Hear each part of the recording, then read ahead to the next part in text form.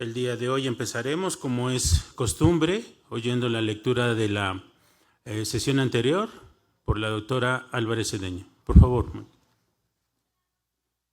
Gracias, doctor. Buenas noches. Daré lectura a la minuta de la sesión del 5 de agosto del 2024. Siendo las 20:30 horas, el doctor Joel Bañuelos Flores, presidente de la sociedad, dio inicio con la bienvenida a los asistentes, otorgando la palabra al doctor Carlos Castañeda Recendis, quien, en representación de la doctora Mónica Álvarez Cedeño, secretaria, dio lectura a la sesión al acta de la sesión anterior, habiendo sido aprobada por unanimidad por la membresía. A continuación, el doctor Joel Bañuelos Flores informó de los eventos realizados en la semana previa y las sesiones próximas. Presentó a la doctora Karina Montes Salcedo con el tema nefrotoxicidad con el uso de medios de contraste, mito o realidad. La doctora Montes definió nefrotoxicidad como el aumento de la creatinina sérica en un 0.5 mililitros por decilitro o el 25% del valor basal en las primeras 48-72 horas posteriores a la administración de medio de contraste. Estos medios son unas sustancias que permiten resaltar estructuras anatómicas normales y patológicas, además de evaluar la perfusión y permitir la diferenciación de las interfaces y densidades entre los diferentes tejidos con fines diagnósticos y terapéuticos. Habló de los diferentes tipos de medios, los estudios, los tipos de nefrotoxicidad, de la fisiopatología de la nefropatía por contraste, su frecuencia, sus factores de riesgo, sus síntomas y diagnóstico. Habló también de la importancia del monitoreo de la función renal, la prevención, su tratamiento, complicaciones y pronóstico. Finalmente comentó los mitos y realidades, resaltando que la nefropatía es prevenible, que el riesgo es bajo y que una medida útil es la hidratación previa, pero por vía IV y no oral. Concluyó que es crucial estar informado sobre el riesgo y las estrategias de prevención de la nefrotoxicidad, que es muy importante la evaluación previa para detectar pacientes de alto riesgo y dar seguimiento a la función renal después de la administración de un medio de contraste. Se plantearon interesantes preguntas que fueron aclaradas por completo por la ponente. Finalmente, el doctor Joel Bañuelos Flores dio término a la sesión agradeciendo a los asistentes presenciales y en línea e invitando a la cena tradicional. Doctor Carlos Castañeda Recendis, pro tesorero. Si están de acuerdo con esta minuta y no hay ninguna observación, favor de levantar la mano para su aprobación. Aprobada, doctor. Muchas gracias, doctora. Bien. Iniciaremos recordando los eventos pasados en la próxima semana, como ya se está haciendo costumbre con nosotros y una tradición. Se llevó a cabo la comida de la amistad, que con un poco de tristeza fue una afluencia menor de la que normalmente tenemos. No sé a qué se deba, no sé si los patrocinadores no se esmeraron, que yo creo que sí, o el doctor Hernández Bautista dio algún mensaje subliminal para que no acudieran, pero sí, la invitación es que acudan, por favor, que no perdamos esta importante y muy fina actividad que tenemos. Como en todas, pues siempre hay caras alegres, llenas de risas, no la perdamos, por favor. El día de hoy y a través de la sociedad se logró que una empresa viniera a hacer espirometría, se envió la invitación. Desafortunadamente vean cómo empezamos con un panorama completamente desolador. Mejoró un poco, pero no como quisiéramos. El número de estudios que nos ofrecieron fueron de 64 y al parecer, si no me equivoco, fue nada más el 50%. Entonces, creo que cuando tengamos este ofrecimiento de algunos proveedores que tiene la sociedad, aprovechémoslo. Creo que a nadie nos hace mal hacer este tipo de estudios para ver cómo está nuestra salud. Ustedes vean cómo mejoró un poco, pero no lo que se quisiera. Tenemos los próximos eventos. El 21 va a ser la sesión general, haciendo el tema a abordar va a ser una situación metabólica. Esperemos que nos acompañen. El día que sigue va a ser un tema que la sociedad se ha preocupado porque abordemos esos temas legales que les insisto, creo cada vez se los repito y se los repetiré. Por favor, no los dejemos. Son temas que no nos interesan a la mayoría, malamente, pero que sí son muy importantes. Ahora, el uso de las redes sociales lo estamos tomando como una situación muy fácil, pero parece que tiene un entorno legal que debemos de tener muchísimo cuidado con el manejo de este tipo de herramienta. Continuaremos ese mismo día por la tarde con temas místicos, tema que también se presta a intercambio de opiniones. Y para celebrar nuestras fiestas, una de nuestras fiestas nacionales muy importantes, la sociedad organiza para el 14 de septiembre una reunión con este tema muy trascendente. Estamos tratando de que haya lo clásico, va a haber juegos de salón, va a haber una reunión tipo kermés. Por favor, no falten. Los socios no van a tener ningún costo, solo aquellos que vayan de compañía. Sí vamos a tener que tener alguna recuperación. Para el 10 y 11 de octubre, el área de oncología piensa que debemos de tener mucha información acerca de todos los temas oncológicos. El cáncer de pulmón es uno de los que liderea nuestra patología.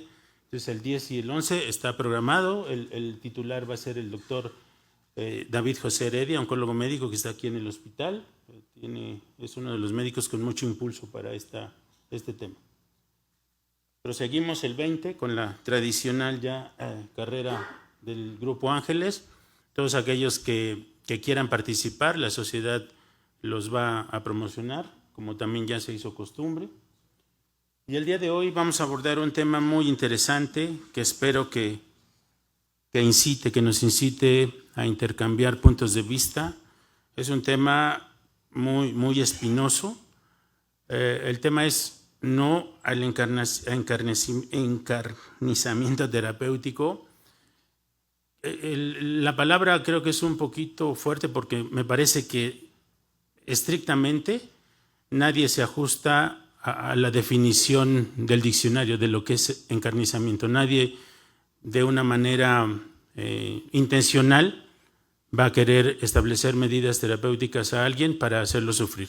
Pero sí, al fin y al cabo, a veces la intención nuestra de querer ofrecerle lo mejor o supuestamente lo que pensamos que es lo mejor condiciona mucho sufrimiento en los pacientes. Y para ello, el doctor Fernando Rodríguez, un destacado miembro de la sociedad, va a coordinar este tema. Estableció otra modalidad que se me hizo muy interesante, la participación multidisciplinaria de varios especialistas en esta área.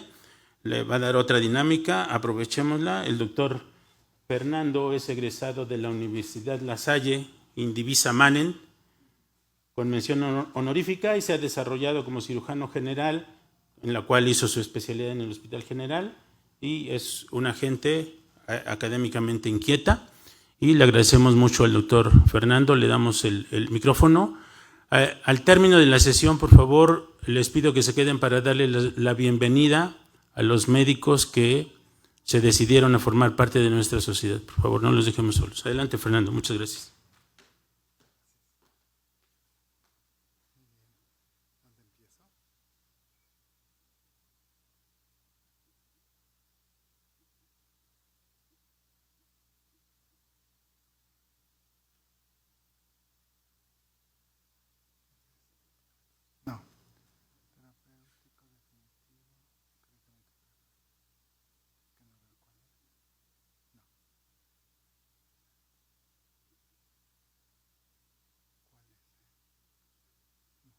Ya la vi.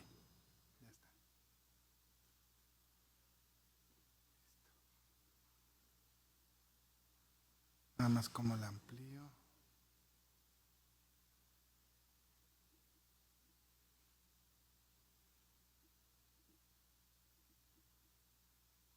Muy bueno. Muy buenas noches, señor presidente Joel Bañuelos Flores. Muchas gracias por la invitación. Y hoy vamos a ver un tema muy escabroso, pero yo quiero que cada uno en cada especialidad que tenemos nos pongamos a pensar si alguna vez caímos en esto, ¿sí? ¿Y cómo surgió o por qué me surgió la inquietud de tocar este tema? La finalidad de esta plática es crear un poquito de conciencia en todos los especialistas, en todas las ramas de la medicina, que pueden ser desde las administrativas hasta las médicas o clínicas. En el Hospital San Angelino Universidad también laboro y un día me llaman a las 2 de la tarde para que vaya a hacer una gastrostomía de un paciente de Santander. Yo prácticamente ya no veo bancos, se me hace inhumano lo que hacen los bancos con los médicos, ¿no? Por los tabuladores que maneja y esto. Pero ese día quise acudir al llamado y cuando entro a la habitación veo una máquina portátil de hemodiálisis y me encuentro un paciente totalmente emaciado, caquéctico, anquilosado de 90 años, doblado con la hija a sus pies y obviamente no podía deglutir absolutamente nada, ¿no? Entonces cuando yo vi el caso, revisé los laboratorios y me negué a hacer el procedimiento. Entonces la familiar, la hija, ¿cómo es posible que el doctor se haya negado a hacer este procedimiento? Mi papá tiene que comer por alguna parte, ¿no? Entonces cuando yo volteo y la veo fijamente a los ojos a la hija, le digo, me niego porque si fuera mi padre, lo recogería entre mis brazos y me la llevaría a mi casa para que ella descansara. Esto lo que están haciendo es algo inhumano. Hubo un reporte en la dirección médica del hospital por parte de la internista que estaba llevando a cabo el caso. Obviamente hubo otro endoscopista que sí se aventó a hacer la gastrostomía y no pudo hacerla. Ya era tal la deformación de la columna cervical que no pudo pasar el endoscopio y solamente sometió a un riesgo innecesario más a un paciente que estaba premortem, ¿no? Y que llevaba más de un mes internado. Y en ese momento dije, esto no es justo, hay que hacer algo, ¿no? Esta es la tierra de mi madre, es Cartagena de Indias, Colombia, es una ciudad que no la conozca, lo invito a que la conozca, hace mucho calor, pero es hermosa. Se la van a pasar bien, si necesitan consejos, pues con gusto se los podremos dar. ¿Y por qué la menciono? Porque semanas después, mi tía de 90 años tuvo un cáncer de mama 10 años antes. Cayó en cama en un estado bastante delicado, la llevaron a un hospital, le drenaron un derrame pleural que obviamente era metástasis de ese cáncer de mama que le aquejó hace 10 años. Y de repente, como suele ser mi madre, llegó y me dijo, te vas para Colombia. Oye, mamá, es que no puedo. Aquí está el boleto de avión, te vas para Colombia. Cuando llego a Colombia, me encuentro una mujer un poco disneica, con mucho dolor torácico. Cuando veo las placas estaba llena de metástasis el pulmón. 90 años. Y todo el mundo, vamos al hospital. Les dije, no. Y el primo que no hablaba con él hace 10 años o que teníamos alguna diferencia por alguna situación familiar, fue mi mejor aliado y salí a esas calles de Cartagena de Indias a 38 grados centígrados a buscar morfina y a buscar buprenorfina para paliarle el dolor. No había más nada que hacer por ella. 90 años. Sí, le hubiera podido poner una sonda endopleural, ponerle oxígeno, internarle en un hospital. Yo regresé el 22 de diciembre y les juro que el 26 de diciembre a las 7 de la mañana me levanté, hablé a Cartagena, me contesta mi primo y le digo, ¿cómo va la tía? Vela a ver. Cuando se asomó a la habitación ya estaba descansando mi tía. Me dio una paz y una tranquilidad y creo que a ella más. Lo que dijo el doctor Bañuelos es algo muy importante. Utilizar la terminología adecuada. Encarnizamiento se me imagina como esa película de Masacre en Texas, ¿no? Donde queremos hacer un daño terrible y yo no creo que ningún médico se levante en la mañana queriendo dañar a algún paciente, ¿no? Todos nos levantamos con el fin de ayudar. Entonces el término yo creo que es muy, muy, muy malo. Creo que podemos decir a lo mejor obstinación terapéutica o empecinamiento terapéutico, pero no decir encarnizamiento, me suena algo como de canibalismo, ¿no? Y yo lo definí como las medidas diagnósticas o terapéuticas extraordinarias y fútiles en pacientes terminales con finalidad de prolongar la vida sin tomar en cuenta la calidad de la misma, es prolongar la agonía. Usando las múltiples escalas clínicas que todos las conocemos, para cada enfermedad ya tenemos miles de escalas. Los internistas son expertos en hacer escalas clínicas de gravedad, de pronóstico, de reserva orgánica, etcétera, etcétera. Podemos determinar cuando un enfermo es terminal o con una sobrevida no mayor de 6 meses y evitar la distanausia. ¿Sí saben qué es esto, distanasia? Dis, mal, ¿no? Thanatos, muerte, mala muerte, ¿no? El término me encanta, ¿no? Hay que evitar eso, la distanasia, para pasar a una eutanasia pasiva adecuada. Ayudar a paliar el dolor, los síntomas molestos y el sufrimiento es nuestra obligación. ¿Y por qué tenemos los factores que influyen en la obstinación terapéutica? Bueno, algo muy importante son los factores socioculturales. Si ustedes analizan un japonés, cuando estuvo la pandemia, fueron los que menos tuvieron muertes los japoneses, por todas las medidas que tuvieron, que fueron mucho más adecuadas que las nuestras, ¿no? Pero cuando se muere un japonés, ellos lo toman como algo diferente, ¿no? El mexicano se ríe de la muerte. Sabemos que somos la raza que más nos reímos de la muerte, pero en cierta forma como que hemos perdido eso, ¿no? Hemos estado perdiendo eso los mexicanos, ¿sí? Alguna vez en el Hospital Santa Coleta, donde también laboro, estaba una madre con una hemorragia de tubo digestivo obscura, que ya le había quitado yo el colon, ya le había hecho endoscopías y seguía sangrando por la ileostomía. Y de repente llegó la madre superiora y me agarró el brazo y me dijo: ya no, doctor, ella ya no, ella ya debe descansar. Entonces la forma de ver la vida es muy diferente de acuerdo a las razas o a lo que nos dedicamos, ¿no? El paciente, les puedo contar la historia, ¿por qué no soy cirujano pediatra? Me acuerdo que Sofía era una niña de 12 años cuando yo era interno de pregrado en el Hospital General de Zona número 1 de San Luis Potosí, México. Y Sofía, me pasé todo el sábado, tenía de estas enfermedades raras de acumulamiento, entonces tenía un problema hepático severísimo. Una niña de 12 años, yo dije, no se puede morir, y menos en mi guardia se va a morir. Y toda la guardia, mis 23 añitos que tenía cuando era interno, haciéndole gasometrías, sacándole, metiéndole, modificando la noradrenalina, porque no había médico de base intensivista en la terapia intensiva de ese hospital pediátrica. Y de repente, como a las 4 de la mañana, Sofía me agarra la mano y me dice: ya no más, doctor. ¿Cómo que ya no más? Ya no me piques, yo ya voy a descansar.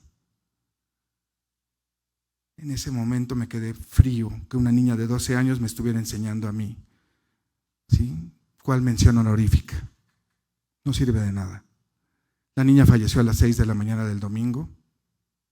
Me fui con un dolor tremendo a ese departamentito que era muy cómodo en San Luis Potosí, y por eso no soy cirujano pediatra. Dije, yo no puedo vivir con un dolor así todos los días.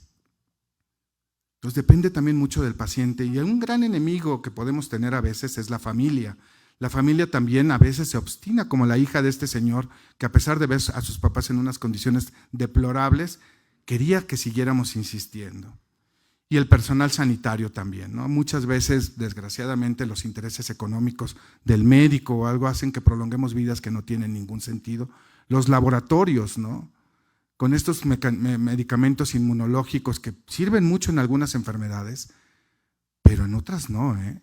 Si tengo un melanoma maligno, hay un medicamento que te alarga la vida un mes y vas a pagar 4 o 5 millones de pesos. ¿Para qué? Eso se lo dejo mejor a mis hijos o a mi esposa cuando estoy en ese sentido, ¿no? Todo lo técnicamente posible en medicina no siempre es éticamente o clínicamente o humanamente lo adecuado. Entonces es cuando tenemos que poner realmente el aspecto emocional en una forma muy importante. O sea, obviamente el paciente tiene un miedo a la muerte impresionante. Yo tenía un gran amigo, el señor Balzaretti, que siempre que decía, si yo tengo un cáncer, yo me inyecto potasio o me doy un balazo. ¿Qué creen? Le diagnostiqué el cáncer metastásico de colon, terrible, y cuando yo lo vi que mordía ese hígado, dije, se va a morir, y rapidito. ¿Y qué creen? Ni se dio el balazo, ni se inyectó el potasio. Aguantó hasta el final, hasta que la enfermedad lo emació y lo acabó.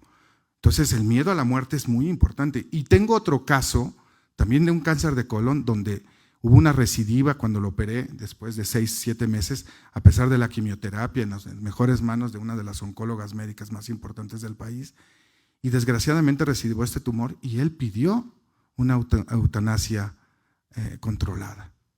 Entonces hay de todo en esta vida, ¿no? Y la angustia y en cierto egoísmo del familiar a perder el ser vivo, pues es algo que tenemos que saber manejar los médicos. ¿Cómo podemos prevenir la obstinación terapéutica? A mí me gusta la obstinación, esa es la palabra. Pues respetar la autonomía del paciente. Si el paciente dice no más, es no más. Ayudarlo a paliar el dolor, ayudarlo a paliar la hipoxemia, si se está ahogando, y tratar de estar lo mejor posible. Algo importante es los consentimientos médicos. La ley ahorita es muy ambigua en México, en Suiza, en Inglaterra, en Holanda, en estos países nórdicos, etcétera, es mucho mejor, ¿no? Pero tener una formación bioética, que eso no siempre tiene que ser algo académico, lo traemos desde casa muchas veces, ¿sí? Tener el sentido común de cuándo sí y cuándo no, ¿no? Y un manejo multidisciplinario, apoyarnos del tanatólogo, apoyarnos de cuidados paliativos para que nos abran la luz. A veces nos cegamos por muchas cosas los médicos y tenemos que pedir otra opinión. ¿Para qué? Para no caer en esto. Bueno, ¿cómo podemos tomar las decisiones en estos casos? Algo importante es la calidad de vida previa y la calidad de vida futura. En este hospital llegó un día un paciente con una hemorragia de tubo digestivo por varices esofágicas. Se le ligaron las varices, pero este paciente tenía una fibrilación auricular y tuvimos que suspender el anticoagulante. Le dimos otra medida, pero hizo un embolismo, hizo un infarto cerebral severísimo. Y la hija, a la que nunca había visto ya porque la había abandonado, la hija en un acto noble se lo llevó a su casa con una hemiplegia severa. Vivió así 8 meses en la casa, venía por infecciones de vías urinarias, lo internábamos y lo sacábamos de este hospital. Y de repente volvió a embolizar y me habla la hija y me dice, está convulsionando, ¿qué hago, doctor? La hija, madre soltera o divorciada con un hijo pequeñito, al cual le cedieron el cuarto del hijo pequeñito aquí en la colonia Nápoles, para que el padre viviera ahí con cuidadoras y todo. Le dije, pásale tramadol y déjalo descansar. Y así fue. ¿Qué calidad de vida iba a tener este señor? Ninguna. ¿Y qué calidad de vida iba a tener esa mujer con un hijo de 5 años en su casa? Ninguna tampoco. Hay que ver la gravedad de la enfermedad presente, la respuesta a la terapia planeada, ¿sí? Y sobre todo tener una formación en cuidados paliativos, gestión emocional y sobre todo ayudar o evitar respuestas solo de tipo técnico. Hay que tener respuestas de tipo emocional en forma importante. Como conclusiones, yo les puedo decir que el equipo debe ser multidisciplinario, ver la necesidad del paciente y de su entorno, familia y sociedad, y el marco legal más específico, como comités de bioética en todos los hospitales para saber qué sí hacer y qué no hacer. Para esto yo invité a 3 grandes médicos, jóvenes, algunos ya con más experiencia, pero personas que van a tener un manejo multidisciplinario y sobre todo en las ramas donde vemos más esto, que es la geriatría, la oncología y la tanatología y cuidados paliativos. Esta es la bibliografía. Si ustedes buscan bibliografía del tema, no hay mucha, no hay mucha, y no se conoce mucho esto. Y para empezar vamos a hablar con la doctora Ana Cristina Lira Treviño, hija de un gran médico en Tijuana, amigo mío, hermano mío, pero ella tiene un valor, por ella brilla mucho más que su padre. Es egresada del Centro de Estudios Universitarios de Xochicalco, Tijuana, Baja California. Su servicio social lo hizo en el Instituto Nacional de la Nutrición Salvador Subirán y ahorita está terminando la especialidad de geriatría en el Hospital General de México. También vamos a estar con el doctor Gerardo Gabriel Minauro Muñoz, cirujano general, cirujano oncólogo, tiene la subespecialidad en tumores de cabeza y cuello, es egresado del Hospital Siglo XXI y ahí lleva más de 30 años trabajando, y el Hospital Ángeles Metropolitano también lo ha acogido aquí 30 años. Y para cerrar, con broche de oro, vamos a tener a la doctora Gloria Álvarez Bobadilla, médico anestesiólogo de Pemex, licenciada en Psicología, maestría en Tanatología, maestría en Administración para los Servicios de Salud y Educación en Salud, subespecialidad en Cuidados Paliativos y Acompañamiento, subespecialidad en el Manejo de Dolor y Anestesia Regional, diplomados en Gestión Emocional y Aspectos Jurídicos en la Práctica Médica y expresidenta del Colegio Mexicano de Anestesiología. En ese orden vamos a ir pasando para que veamos todos los aspectos y todas las finezas que puede tener cada una de estas especialidades. Recordar que la función del médico no siempre es curar. Esta pintura, ¿saben de quién es? ¿No saben? Es Pablo Picasso, claro, ¿sí? Fue hecha en 1898. Fíjense cómo Picasso pintaba muy diferente. Me encanta, ¿no? Está el médico, fue cuando estaba la peste, ¿no? La peste que acabó con Europa. Está la monja, ¿quién no ha trabajado en un hospital de monjas? Cuidando al niño de la paciente, y el médico en vela cuidando a su paciente. Todos aquí somos iguales. Si no podemos curar, hay que paliar, doctores. Si no podemos paliar, hay que acompañar. Y cuando ya se acaba el acompañamiento, hay que consolar. Gracias.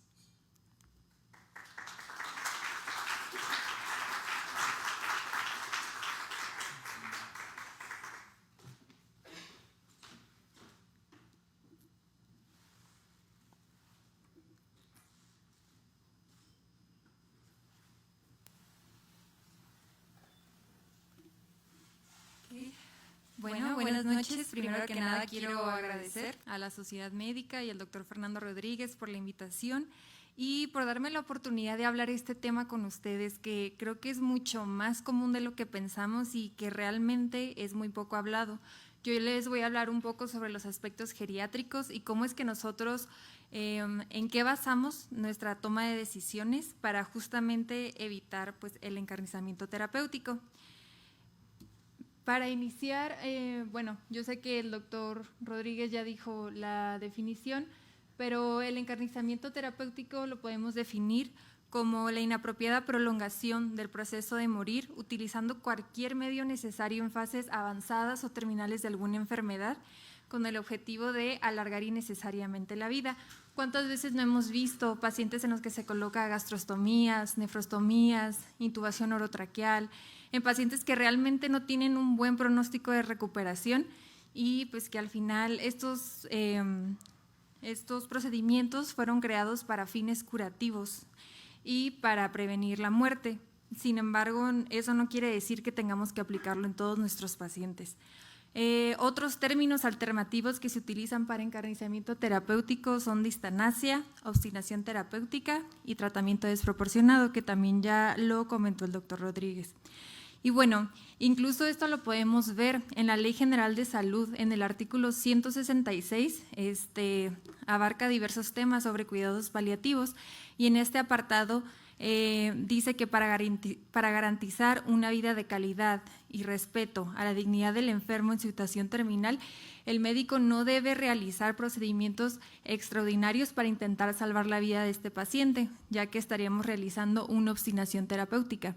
Y por supuesto, como todos, nuestra formación médica, nosotros nos regimos por los principios bioéticos, que es la justicia, la autonomía, la no maleficencia y la beneficencia, que creo que estas últimas dos recaen más sobre nosotros los médicos y sobre todo en esta situación y en este tema de encarnizamiento terapéutico.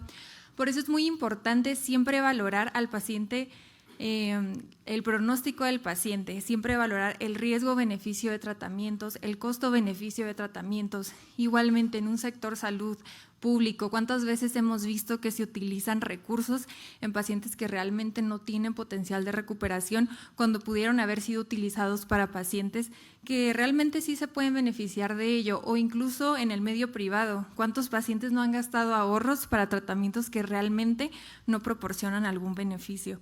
Entonces siempre hay que buscar este sentido humanista como médicos. Y también valorar si nuestro paciente es candidato para alguna adecuación del esfuerzo terapéutico. Esto significa aplicar medidas terapéuticas adecuadas y proporcionales a la situación del enfermo en base a su diagnóstico y pronóstico. ¿Okay? Esto no significa que tengamos que retirar todos los medicamentos, que en múltiples ocasiones es una idea errónea cuando se le propone a los familiares el iniciar con adecuación del esfuerzo terapéutico. Ellos creen que vamos a retirar todos los medicamentos, pero realmente no es así, es únicamente administrar los medicamentos del que se encuentre beneficiado el paciente para el manejo de los síntomas. Y pues bueno, ya abarcando un poco sobre los cuidados paliativos en el adulto mayor, pues obviamente tenemos que hablar de cuidados paliativos si estamos hablando de encarnizamiento terapéutico. Estos van a ser intervenciones multidisciplinarias para aliviar síntomas asociados a alguna enfermedad terminal, con el fin de dar calidad de vida al paciente y a su familia. Actualmente nos encontramos con un aumento en la esperanza de vida.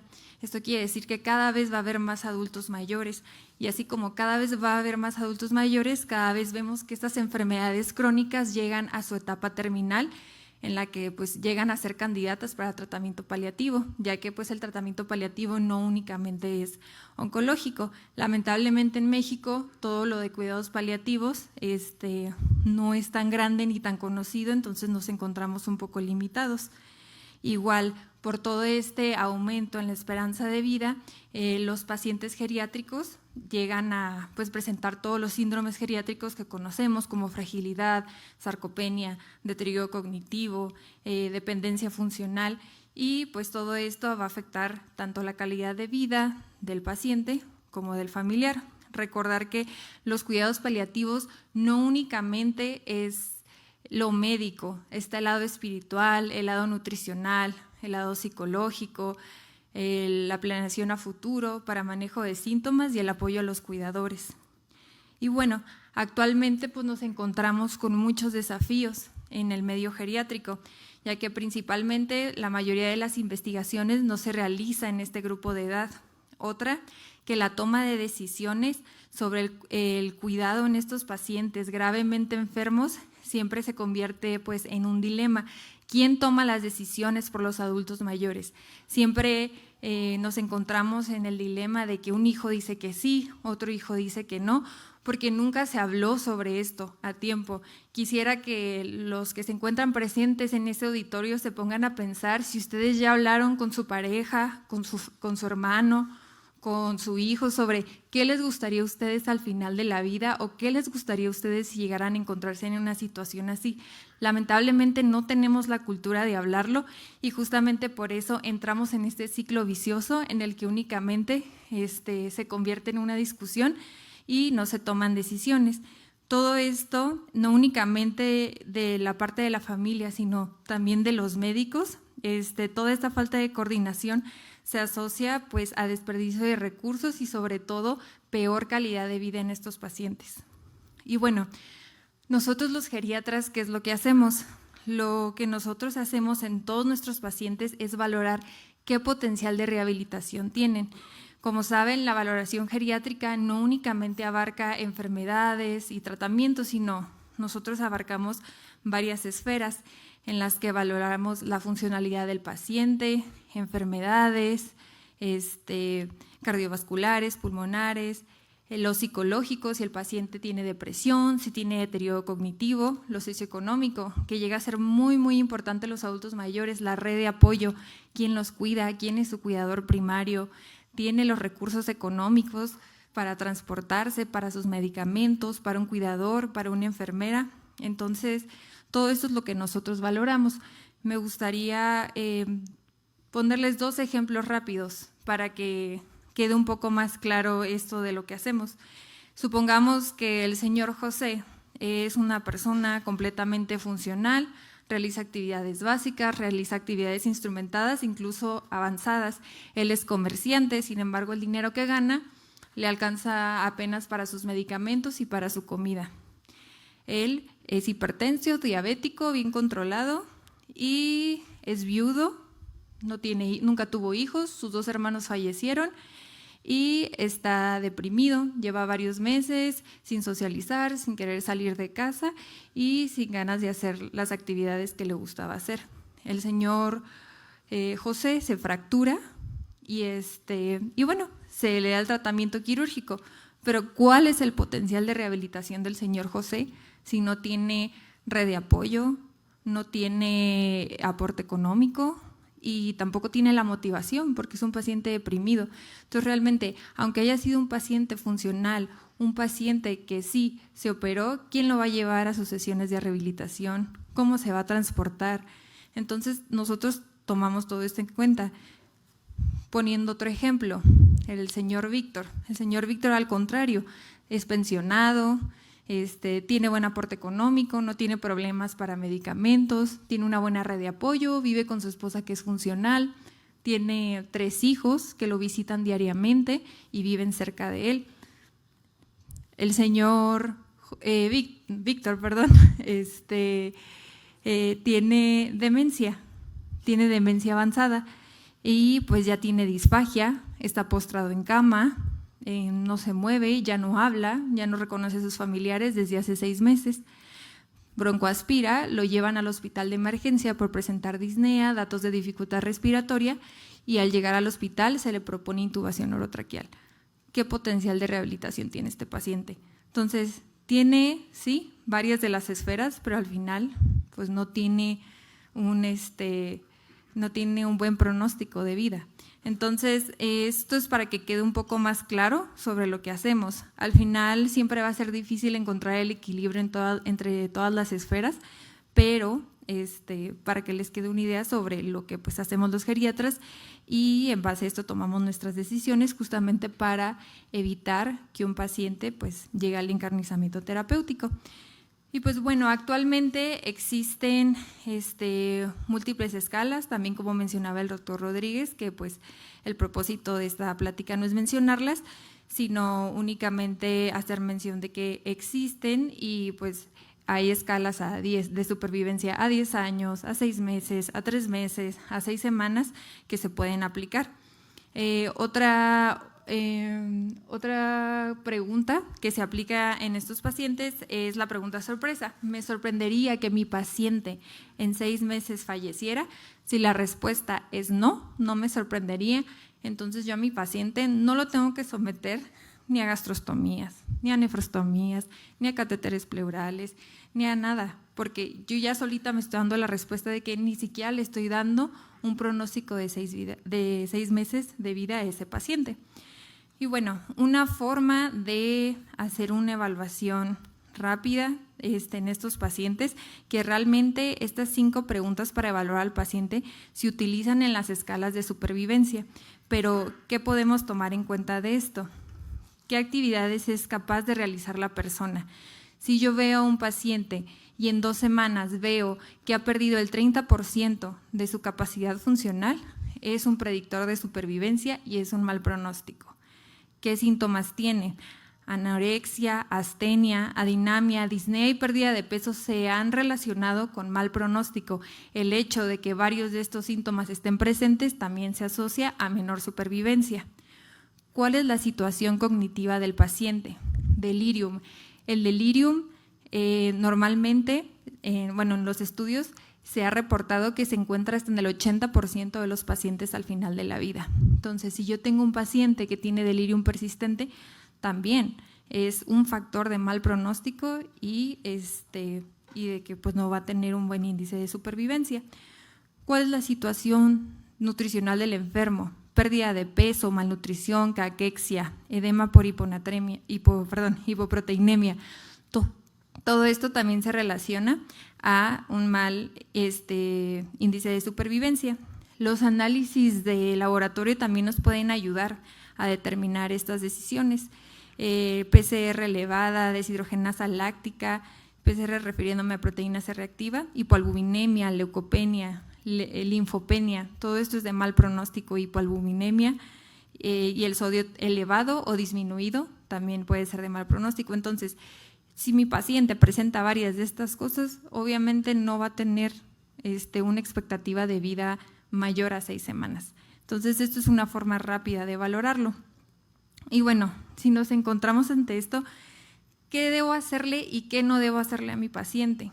Cuando tenemos un pronóstico mayor a 4 semanas, únicamente está indicado el tratamiento para el control de los síntomas, la colocación de stents, de gastrostomía, de catéter y todo esto que se menciona en la tabla, únicamente está indicado para control de síntomas. La gastrostomía de descarga en caso de alguna oclusión intestinal, en algún paciente que tenga algún tumor, embolización arterial en caso de sangrado, catéter pleural o abdominal en pacientes cirróticos, con ascitis a tensión, con algún derrame paraneoplásico, justo para mejorar los síntomas de disnea, y bloqueo de plexos nerviosos para control del dolor. Cuando nos encontramos ante un pronóstico incierto, lo único que cambia respecto a las indicaciones previas es que el sangrado sea muy importante para realizar algún tipo de embolización. Si tenemos pacientes que no tienen una supervivencia mayor a 6 meses, ni hacer nefrostomías, ni gastrostomías con fines de alimentación, traqueostomía, colostomía, nutrición parenteral, porque realmente se ha demostrado que estos procedimientos no prolongan la supervivencia, entonces realmente no hay ningún beneficio en hacerlos. Y bueno, me gustaría también comentar sobre que los cuidados paliativos no únicamente son oncológicos. Hay que recordar que también las enfermedades crónicas llegan a una etapa terminal, enfermedades renales, pulmonar, cardíaca, hepática, demencia. Todas estas enfermedades que vemos ya tienen criterios de terminalidad, entonces sería importante que todos los médicos las conozcamos para saber cuándo nuestro paciente es candidato al tratamiento paliativo.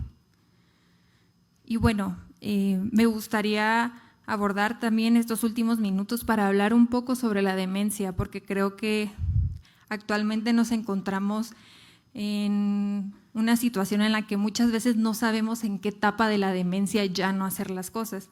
Esta escala de deterioro global de Reisberg se utiliza para clasificar la demencia en diferentes grados. Inicialmente se creó para la demencia de Alzheimer, pero actualmente se utiliza también para otro tipo de demencias. Cuando nos encontramos con un GDS5, nos encontramos ante una demencia moderada, un GDS6, una demencia moderadamente grave y un GDS7 grave.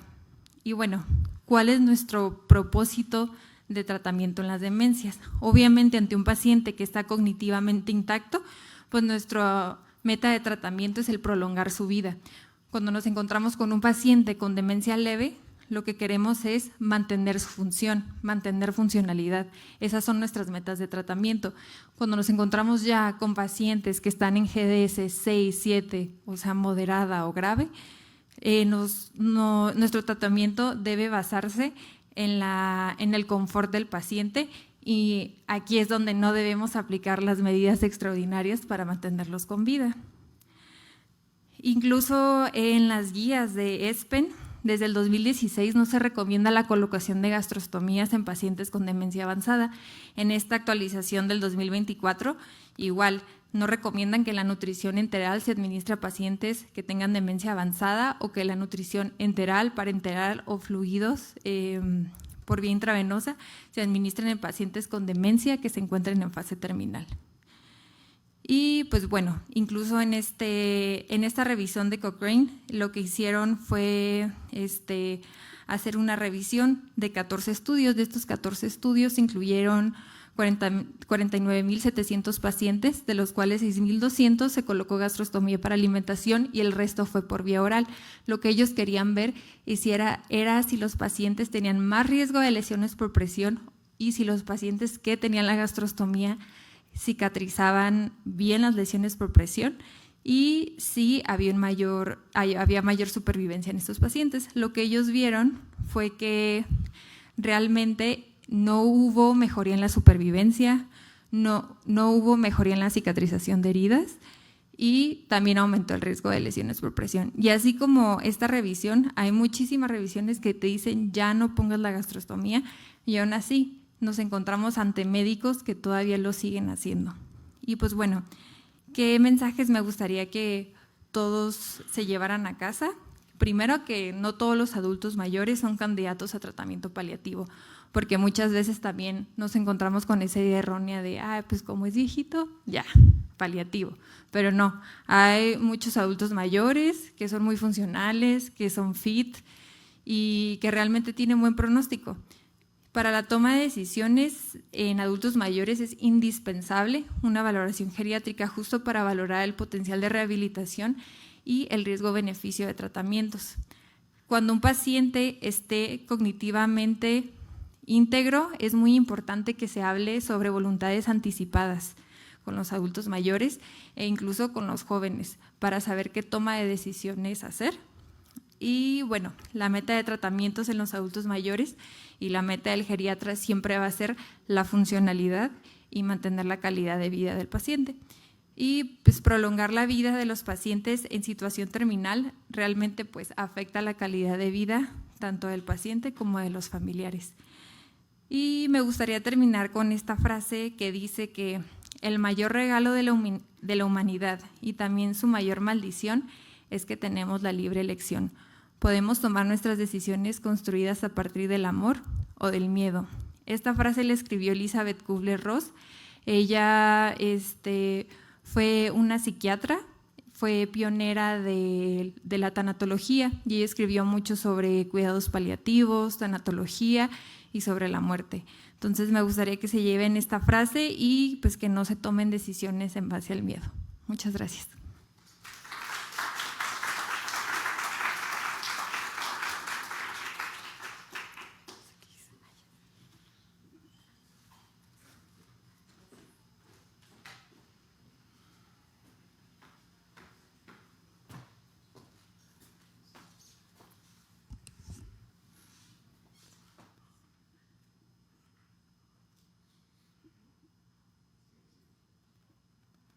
Creo que no es esa.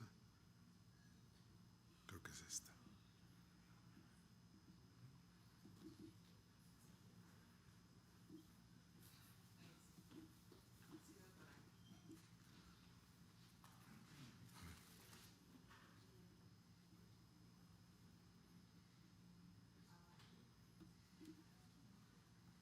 No, era esta anterior. ¿Anterior? Sí. Lo que estaba.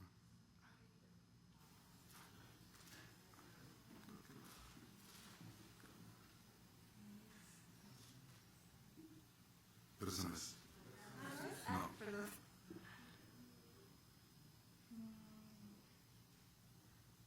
Cosas de jóvenes, ¿no? No.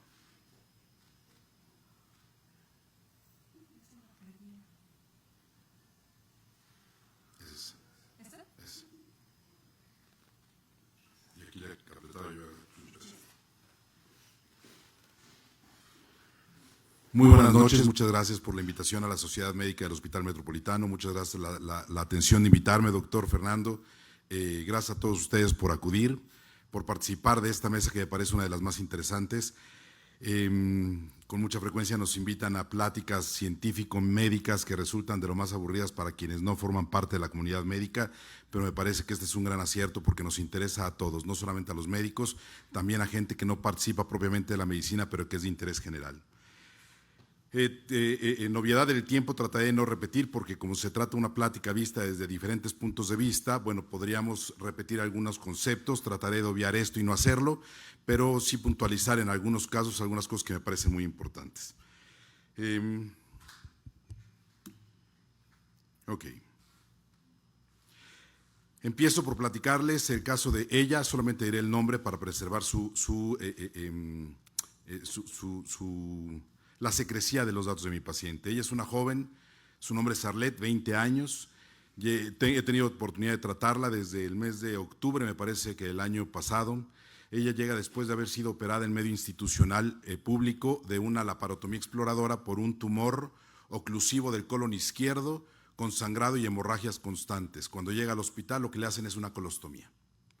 Y consideran que por el tamaño del tumor, este tumor es irresecable y le dicen a la familia y a la paciente que en cuanto ella mejore, empezarán con el tratamiento oncológico, que puede ser quimioterapia o radioterapia, con la intención de mejorar sus condiciones para después llevarla a un tratamiento oncológico curativo. Una paciente de 20 años con un sangrado masivo del tubo digestivo jamás se va a recuperar. Desde ese momento ya se está condenando a la paciente a que no va a recibir tratamiento oncológico. Aquí hago un paréntesis, la intención de esto es platicar el enfoque desde diferentes puntos de vista y con diferentes especialidades, y aquí va el enfoque oncológico. De alguna manera a ella ya la habían considerado, sin decírselo, no candidata a tratamiento, solamente le hicieron una colostomía derivativa para evitar la obstrucción, pero el sangrado no. Cuando llega al hospital, aquí al Hospital Metropolitano, me toca valorarla, revisamos los estudios y vemos que sí es candidata a resección quirúrgica. Es un esfuerzo quirúrgico magno porque se trataba de un tumor de más de 25 centímetros, adherido al retroperitoneo, al psoas, a los tejidos blandos, al riñón, como suelen ser estos tumores, pero en ese momento se pudo resecar el tumor, pudimos hacer la resección, quitar la colostomía, que también es un punto importante. Calidad de vida es no evacuar por estoma, si lo podemos evitar, mucho mejor. Cerramos el estoma, hacemos la colo-anastomosis, le colocamos el catéter y va a quimioterapia. Recibe 3 ciclos de quimioterapia y desafortunadamente al tercer ciclo de quimioterapia cursa con un evento de sangrado masivo de tubo digestivo, pero en esta ocasión no era hematoquesia, era melena. El sangrado de tubo digestivo venía de la parte más alta del tubo digestivo y no del colon. Hacemos PET scan para tratar, otros estudios, pero incluyendo una endoscopía y un PET scan, y encontramos que esta paciente había tenido progresión de la enfermedad con metástasis hepáticas y con un comportamiento muy peculiar. Una de las metástasis era un trombo tumoral dentro de la porta, lo que condicionaba hipertensión portal con sangrado de tubo digestivo secundario a varices esofágicas. Llevamos a la joven, insisto, de 20 años a endoscopía, esclerosis en 2 ocasiones de las varices esofágicas, se logra cohibir el sangrado, estoy hablando de un proceso aproximado de un mes, mes y medio, y cuando estábamos listos con el equipo quirúrgico y la oncóloga médica para continuar con el tratamiento, desarrolla sepsis abdominal, con una colección de material purulento en el sitio donde estaba adherido anteriormente el tumor. Asumimos que la necrosis secundaria a la quimioterapia propició el desarrollo de esta colección en el hueco pélvico, en el flanco izquierdo, y se intentó drenar por vía percutánea, no se logró, y en ese momento a la paciente se le acabó su seguro de gastos médicos porque era un seguro de gastos médicos estudiantil muy limitado. No dejé de darle seguimiento, se fue a medio institucional, la reoperaron, le hacen una laparotomía exploradora, drenan la colección purulenta, le ponen drenajes y con esto lentamente se fue controlando la infección. Pero al mismo tiempo la enfermedad progresó y las metástasis hepáticas se incrementaron en tamaño y en número.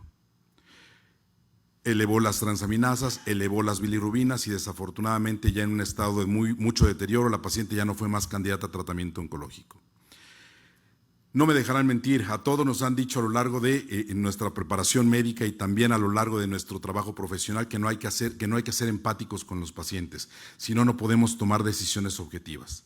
Y creo que no solamente esto no es deseable, sino que es imposible. Cuando menos en el área oncológica, vemos a los pacientes desde el diagnóstico, el tratamiento y les damos seguimiento a largo plazo. No es posible, o cuando menos para mí, no es posible no generar empatía, no querer a los pacientes, no darles seguimiento cercano, casi como un familiar en algunas ocasiones, y con ella me pasó. Debo de insistir, tiene 20 años. Se fue a su casa y la decisión de la familia y de la paciente todavía ha sido hasta hace poco tiempo: por favor, hay que seguir luchando contra la enfermedad. Hay que mejorar sus condiciones, hay que combatir las complicaciones y continuar con el tratamiento oncológico, sea quimioterapia, más cirugía o lo que se tenga que hacer. Desafortunadamente ya no se puede hacer ningún tratamiento médico en afán de curar a la paciente y entra en el terreno muy importante de la paliación. Hoy se encuentra en casa con tratamiento alternativo, así lo decidió la familia y la paciente, y ya no ha acudido a los hospitales y creo que ha sido lo más acertado. Ella sigue consciente, despierta y desafortunadamente postrada en cama desde hace aproximadamente mes y medio. Entonces la familia, como bien comentaban hace un rato, cuenta un rol muy importante. Ya platicaron al respecto del encarnizamiento terapéutico. Qué bueno que nos cuesta trabajo decir este término, porque yo creo que prácticamente nadie, aunque sí conocemos excepciones, hacemos daño al paciente cuando estamos intentando curar o paliar una enfermedad, más la oncológica. Aquí pongo el ejemplo, este es un caso de los 3 que se operaron en el Hospital de Oncología en la década de los 70. Este procedimiento se llama hemicorporectomía y se le quitaba literalmente la mitad del cuerpo a un paciente. Y esto se hizo en este caso por un sarcoma de hueco pélvico, no habían recursos de quimioterapia, no había la radioterapia en ese entonces que era con cobalto, tampoco podía combatir una enfermedad así. El paciente estaba despierto, consciente y no tenía enfermedad en ningún otro sitio. Fue uno de los 3 casos que se operaron, y tengo que decirlo, por uno de los más grandes cirujanos oncólogos que ha tenido el país, que fue mi padre, el doctor Minauro, Fernando Minauro. Él los operó, y cuando yo de adolescente crecí inmerso en este medio médico, pues se me ocurrió preguntarle a mi papá, oye, ¿por qué hacían esto? Y él me dijo, con muy pocas palabras y muy sabias y muy sencillas, se hacía porque en ese entonces se permitía. Después vimos que no ofrecíamos ninguna ventaja en la sobrevida, no, en la sobrevida sí, pero no en la calidad de vida del paciente. Y además fue con el consentimiento de los pacientes y de la familia. En los 70 se tenían los recursos tecnológicos para hacer ese procedimiento, y los pacientes vivieron entre 6 y 12 meses después de la cirugía.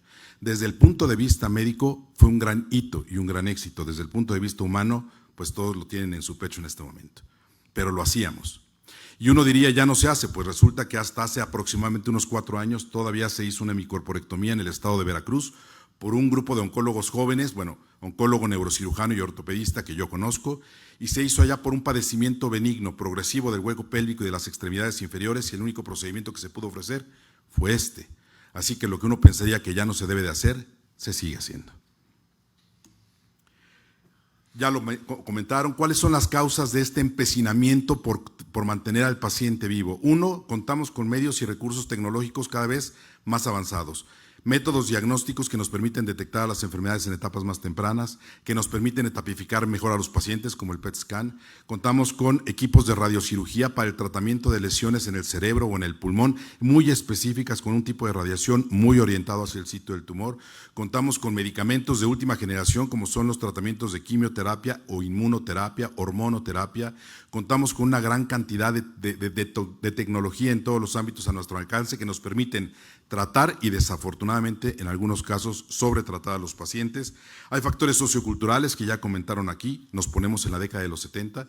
En ese entonces poco se cuestionaban cuál era la cuestión realmente bioética que nos evitaba hacer este tipo de procedimientos. Hoy nos parece descabellado proponerlos, pero en ese entonces no lo era tanto. Era una condición general diferente, tanto social como médica. Y por supuesto a los médicos se nos pide encarecidamente, tanto los pacientes como la familia, preserva la vida como lo más sagrado, y nos sometemos a esa presión constante. Otras causas que son menos loables, menos románticas, pero que tienen que ver también con el sobretratamiento de los pacientes, es la ignorancia sobre el pronóstico de un paciente oncológico. Es difícil, lo digo con mucho respeto, pero es difícil a quien no trata pacientes oncológicos definir en qué momento me debo detener, o a qué paciente debo tratar a pesar de lo avanzado de la enfermedad. Hay pacientes con tumores como esta niña, con tumores muy avanzados, que mi criterio fue, había que tratarla. Estoy hablando de hace 10 meses y desafortunadamente la progresión de la enfermedad en ella está acabando con su vida. Decir que me equivoqué porque tomé la decisión de operar a la paciente, quitarle la colostomía e empezar tratamiento de quimioterapia, me cuesta trabajo decirlo. Creo que no fue así, creo que fue acertado. Pero desafortunadamente la biología de la enfermedad nos enseña que fue pues una ruta que nadie desea, pero que es probable. Segundo, el temor a la posibilidad de demandas judiciales. No lo hemos tocado, pero es importante. En ocasiones se continúa con el tratamiento porque tememos a que la familia del paciente o el mismo paciente demanden. Y creo que esto lo podemos resolver de muy buena manera si hablamos claramente con el paciente, evitando términos médicos confusos y explicándole con toda claridad qué enfermedad tiene, qué espera de la enfermedad, qué espera del tratamiento, cuáles son las complicaciones, no solamente del tratamiento, también de las terapias, de los métodos diagnósticos, la claridad de los conceptos, que le quede muy claro al paciente que puede morir ya no solo por la enfermedad, sino por los procedimientos diagnósticos que hagamos, nos protege. Ser muy claros nos protege. Hablar claramente, no decir tienes una bolita, creo que tienes una enfermedad que puede avanzar, no. decirle claramente al paciente, hay forma de hacerlo empático y respetuoso. Tienes un tipo de tumor canceroso que puede progresar y que te puede causar la muerte de esta manera. Los tratamientos oncológicos te tiran el cabello, te bajan las defensas, te causan náuseas y vómito, pero a cambio disminuyen estos efectos secundarios cuando desaparece el tratamiento y queda la enorme posibilidad de control y curación. Si eso se lo exponemos al paciente, creo que disminuye considerablemente la posibilidad de que eventualmente nos quieran demandar. Y aún así, no estamos exentos, pero se disminuye. Y esta es una de las razones por las que yo creo que en ocasiones se sigue sobretratando al paciente. Y una causa absolutamente indeseable que nosotros somos muy cuidadosos para tocarla, pero que sí ocurre, es la posibilidad de seguir obteniendo beneficio económico para las unidades hospitalarias o para los médicos a través del sobretratamiento del paciente, y más si cuenta con seguro de gastos médicos. No lo podemos decir, digo, creo que es sentido común, que por cierto alguien a quien quiero mucho y que se encuentra aquí en la sala me enseñó que el sentido común es diferente para cada quien. Lo que creemos que es correcto a unos, para otros no lo es. Así que el sentido común también puede ser engañoso. Pero sí hay estos casos en los que en el afán de sacar más beneficio económico se sigue prolongando la vida de los pacientes. Todos conocemos casos así. ¿Cuáles son las consecuencias? Ya lo platicamos ampliamente y para no ser repetitivo solamente diré que se sufre mucho, el paciente sufre mucho, la incertidumbre de no saber qué tiene, de no saber si no se va a curar porque no hay una información clara al respecto, el gasto infructuoso de recursos tanto de la familia como de los medios hospitalarios, fundamentalmente de los medios hospitalarios e instituciones públicas. En los privados, si se cuenta con el recurso y el paciente tiene que pagarlos, no se sufre tanto de ello, pero en la institución pública sí, el desgaste muy importante y también el de la familia. El cambio de roles de la familia para cuidar a un paciente oncológico, no por una semana, no por 2, por muchos meses, puede generar cansancio, fatiga, desgaste psicológico y físico y por supuesto, duro muy golpe a la economía familiar. Esto no es una cuestión menor, no es vulgar hablar de dinero cuando se trata de una enfermedad oncológica que ya no se va a curar, lo decían bien hace un momento. Es preferible mejor guardar ese recurso para que la familia tenga cómo sostenerse posteriormente. Y mucho depende de lo que nosotros como médicos digamos. La familia va a hacer todo lo posible por seguir el tratamiento del paciente si nosotros orientamos a la familia que lo haga. Pero al revés también funciona. Si nosotros le pedimos a la familia que es el momento de detenerse y al paciente también lo van a entender si toda la plática previa y todas las pláticas anteriores fueron claras y fueron orientadoras para la familia. Y por supuesto, prolongar la agonía y una sobrevida indigna.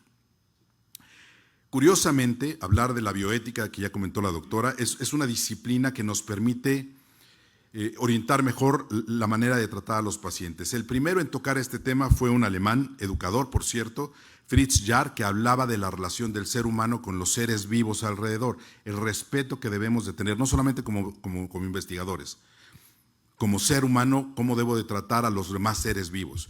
Sin embargo, el que le dio más forma y que lo relacionó más con las cuestiones médicas y oncológicas fue a alguien que se le conoce como un oncólogo, Van Rensselaer-Potter, que curiosamente no era ni médico ni oncólogo. Era biólogo, fisiólogo, químico, era activista de muchas cuestiones nobles que quería defender y que fue el primero en poner en la mesa la relación que debe de tener el médico con el paciente terminal y hasta dónde puede o no llegar nuestra actividad como médicos. Y quiero enfatizar que ninguno era médico. Como decía yo, en los 70 los médicos nos nos enorgullecíamos de hacer este tipo de procedimientos gigantescos a costa de el bienestar psicológico y personal de nuestros pacientes. Son otras áreas de la medicina, no de la medicina, sino de otro tipo de actividades que nos han enseñado mucho sobre la bioética. ¿Cuáles son los principios básicos de la bioética? Ya la doctora también los comentaba, pero retomando un poco. Primero, la no maleficencia, primum non nocere. Primero, no hacer daño, ni con estudios diagnósticos, ni con tratamientos que puedan causar dolor al paciente y de los cuales no se obtenga ningún beneficio. Su complemento, la beneficencia. Todo lo que hagamos será en pro del paciente, para que sea mejor, para que esté mejor, para que se cure o para que no sufra tanto. La autonomía. Debemos de tomar en consideración que el paciente es absolutamente capaz de tomar sus propias decisiones y decidir qué va a hacer con ello. Mi experiencia personal en el consultorio, siempre que tengo un paciente oncológico, es decirle con claridad cuáles son sus oportunidades de tratamiento y él decide si lo toma o no. Una maestra durante la residencia, a la que yo aprecio muchísimo, cirujana general, me dijo algún día en alguna cirugía en la que yo le estaba ayudando que si al paciente se le decía que tenía cáncer y el paciente decidía levantarse, irse al 5º piso y tirarse del 5º piso, era su decisión. La mayoría, como bien lo dijeron, cuando se dice algo así, no lo hace. La mayoría lucha, pero tienen que tener la información clara de qué es lo que tienen. Y siempre hay alguna alternativa de tratamiento, ya sea con intento curativo, paliativo o para mejorar la calidad de vida y el tiempo que esto sea necesario. Justicia tiene que ver con hacer la medicina más equitativa, que le alcance a todo el mundo, que sea la misma medicina de calidad para todos, hacerla más democrática. No tienen propiamente que ver con esto que estamos platicando el día de hoy, pero es parte de los principios de la bioética. Cuando un paciente se encuentra entonces en una etapa terminal, entran de manera muy importante los cuidados paliativos, pero hay que entender que hay pacientes en etapa terminal que ya no son candidatos a tratamiento oncológico y que pueden vivir meses o años. Cáncer de próstata con metástasis a los huesos, cáncer de tiroides con metástasis pulmonar que ya no responde a ningún tratamiento, cáncer medular del tiroides que pueden vivir con calcitoninas, que es un marcador tumoral, por décadas, y ya no son candidatos a tratamiento oncológico, pero no por eso son pacientes terminales. No todos los pacientes con cáncer avanzado tienen un pronóstico de vida terminal a corto plazo. Y entonces hay que definir a qué paciente requiere tratamiento paliativo, y para esto hay que definir qué es un paciente en estado terminal. La presencia de una enfermedad que desafortunadamente evoluciona a pesar de los tratamientos, la falta de posibilidades razonables de respuesta a un tratamiento específico, la presencia de múltiples complicaciones multifactoriales, como lo comentaba yo con mi paciente de 20 años, y un pronóstico de vida inferior a 6 meses. En efecto, hay escalas que nos permiten calcular qué paciente puede vivir más o menos de 6 meses, pero es muy probable que aún aplicándolas nos equivoquemos. Por eso están las escalas, para tratar de hacer esto un poco más objetivo, pero no siempre tenemos razón. De hecho, si a mi paciente Arlet no se le hubiera hecho nada, hubiera vivido menos de 3 meses. En el momento que se trató de inicio, ya era una mujer que no iba a vivir más de 6 meses, o lleva 11. Esto le permite a la familia también ir aceptando la muerte y a la paciente también. Pero no es tan fácil definir a qué paciente va a durar menos de 6 meses. Eso hay que tenerlo claro, y entonces creo que para poder definir con mayor claridad qué paciente es realmente terminal, no debe de ser siempre una decisión unilateral. No es uno el que lo define, es un grupo multidisciplinario el que toma esta decisión. Y por eso hay que preguntarle al oncólogo quirúrgico, al oncólogo médico, al radiooncólogo, al geriatra, al intensivista, a todo el mundo, al médico internista. Todos pueden dar su opinión, ya sea en una sesión conjunta o de manera a lo largo del seguimiento del paciente, y tomar esta decisión en conjunto con todos. Yo no me atrevería como oncólogo a decir qué paciente es terminal cuando tiene una insuficiencia renal, o una enfermedad inmunológica terminal, o un paciente al que se le opera por un glioblastoma multiforme hasta en 6 ocasiones, y se le opera una y otra vez y logra una sobrevida de 2 años. Yo no sé de eso.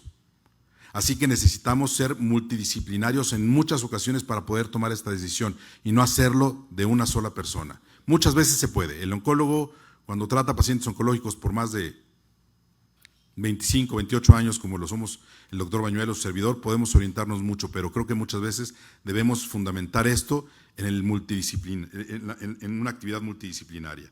Contar con un comité de ética. Tengo que contar, desafortunadamente, en medio institucional público, sí hay sesiones conjuntas con diferentes servicios. Desafortunadamente, en medio privado, las 2 veces que me ha tocado estar en una sesión de bioética fue solicitada por la aseguradora, porque ya se estaba gastando mucho en el tratamiento de un paciente y estaban gastando el dinero de la aseguradora, no necesariamente poniendo al paciente en el centro de la atención. Brevemente, el paciente en la terapia intensiva. El paciente oncológico se considera en muchos lugares, simplemente por el hecho de tener cáncer, como un paciente no candidato a la terapia intensiva. Hoy ha cambiado este concepto. Los pacientes con cáncer que tienen oportunidad de algún tratamiento oncológico para curar la enfermedad deben de ser ingresados a la terapia intensiva. Estos criterios muy rígidos suelen aplicar mucho más en la medicina institucional más que en la privada. No es lo mismo un paciente terminal a un paciente preagónico o agónico. Esta última fase de la enfermedad ya no requiere tanto manejo, pero sí requiere acompañamiento. ¿Qué requiere un paciente en la etapa más avanzada de la enfermedad? Que no tenga sed, que pueda dormir, que no tenga dolor, evitar al máximo las gastrostomías, evitar la intubación innecesaria, aliviar el dolor cuando sea necesario y, como decían hace un rato, dar confort, comunicación clara y evitar frases como "no hay nada más que hacer". No hay nada que le duele y que le moleste más a los pacientes y a los familiares que decir no hay nada más que hacer. Siempre hay algo que hacer. Tratamientos, escuchar, orientar, simplemente tomar la mano, escuchar a los familiares, contestar el teléfono. Esto de que al paciente se le tiene que educar y que no me puede llamar a cualquier hora, creo yo que no está bien. Uno tiene que tener el teléfono abierto, las vías de comunicación para escuchar al paciente y a su familia en el momento que lo requiera, y más, creo yo, en oncología. La eutanasia, que es uno de los últimos recursos que desafortunadamente en nuestro país no está aprobado, pero que debiera discutirse más claramente, que tiene que ver con el derecho del paciente a morir de manera en paz y de manera sana. La muerte es parte de la vida. La muerte es el último paso de una vida sana y hay que lograrlo también, pero desafortunadamente tanto nos han enseñado a las viejas generaciones y a las nuevas que tenemos que velar por la vida del paciente que todavía a muchos de nosotros nos cuesta trabajo decir que la eutanasia es correcta. En mi opinión, es correcta. En mi opinión, para el paciente oncológico que solamente está sufriendo y que puede tener una prolongada agonía, sí sería ideal tener aprobada la eutanasia. Desafortunadamente, hoy todavía no lo tenemos aprobado en nuestro país. Y esto tiene que ver con los derechos del paciente. Como les decía, el paciente tiene el derecho a decidir. Él puede legar este derecho a sus seres queridos, pero tiene el derecho a decidir sobre su salud y sobre su tratamiento. Como les decía, en mi práctica oncológica solamente ha habido 2 casos a lo largo de mi vida de pacientes que se negaron a recibir tratamiento oncológico, una en etapa muy avanzada, otra en etapa muy temprana. Pero la inmensa mayoría de los pacientes a los que se les ofrece el tratamiento, siempre que uno sea claro, va a luchar con la enfermedad. Pero si el paciente decidiera no hacerlo, es muy su derecho, pero siempre muy bien informado. Esta última diapositiva me voy a permitir leerla porque así como está, me gustó. Es necesario proporcionar al paciente oncológico una muerte sin sufrimientos innecesarios, íntima, silenciosa, apacible, sencilla, consciente, sin soledad y en compañía de sus seres más queridos, con el consuelo de la fe en los creyentes, en paz consigo mismo y con todo lo humano, en su momento, sin adelantarla ni alargarla con actitudes agresivas y desproporcionadas. Así se ayuda al enfermo y a su familia a disminuir la pesadilla de la muerte, a comprender su significado y a convertirla en un hecho trascendente para la vida, teniendo en cuenta las voluntades anticipadas o testamentos vitales del enfermo.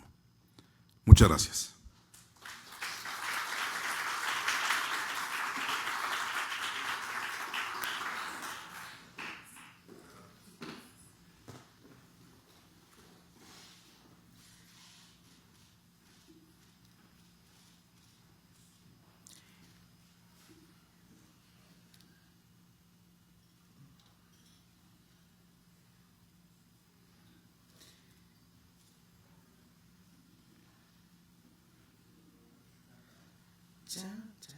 Ya sé que se está enfriando la cena, ya vamos.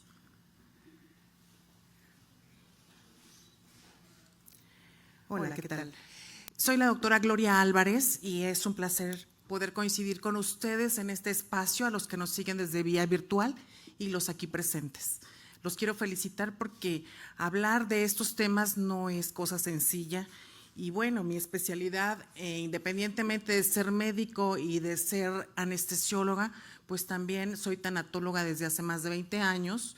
Y quiero decirles que quiero felicitar a los 2 ponentes anteriores, a los 3, perdón, ponentes anteriores, porque definitivamente en nuestra práctica cotidiana, difícilmente, aunque lo sabemos y está en teoría y está en los libros y en los artículos, no ejercemos realmente todo este conocimiento y todas estas situaciones que se han expuesto hace unos momentos. Entonces, si ustedes recuerdan, el objetivo es que cada uno de nosotros, a través de nuestra disciplina, demos un enfoque sobre lo que será, ¿verdad?, todo lo relacionado con el encarnizamiento terapéutico. Si bien yo nada más voy a hacer un resumen de todo lo que se ha dicho, pero no quiero hablar tanto, quiero que participen ustedes desde su lugar o desde casa, desde donde nos estén siguiendo, y vamos sobre 4 ejes temáticos, que sería la confusión que existe en la terminología, las recomendaciones en la determinación del esfuerzo terapéutico, las razones que conducen a la obstinación terapéutica y lo que sería muerte digna. Pues bien, ¿existe confusión en la terminología? Están viendo ustedes aquí una serie de conceptos, una serie de incisos, de palabras clave. Imagino que ya con las pláticas anteriores, perfectamente ustedes saben dilucidar qué es cada una de ellas, ¿verdad? ¿Sí? Vamos a ver si es cierto. Dice aquí ortotanasia. ¿Lo han escuchado? Bien, dice, comprende la muerte en su proceso natural e inevitable, respetando el derecho de la persona de morir con dignidad y bajo cuidados paliativos. Entonces, esto es la historia natural que nos enseñaron de cada enfermedad. Ok, aquí abajo, en el ángulo inferior, pueden ver ustedes una imagen. Vamos a suponer que en esa solución se esté ministrando un vasopresor del cual depende la vida de un paciente. Esta imagen corresponde al concepto de ortotanasia. ¿Quién dice no? Levante su mano. Ok, definitivamente no corresponde porque hablamos de un proceso normal y aquí estamos viendo unas tijeras que están intentando cortar esa administración de vasopresores. Bien, entonces se trata de eutanasia.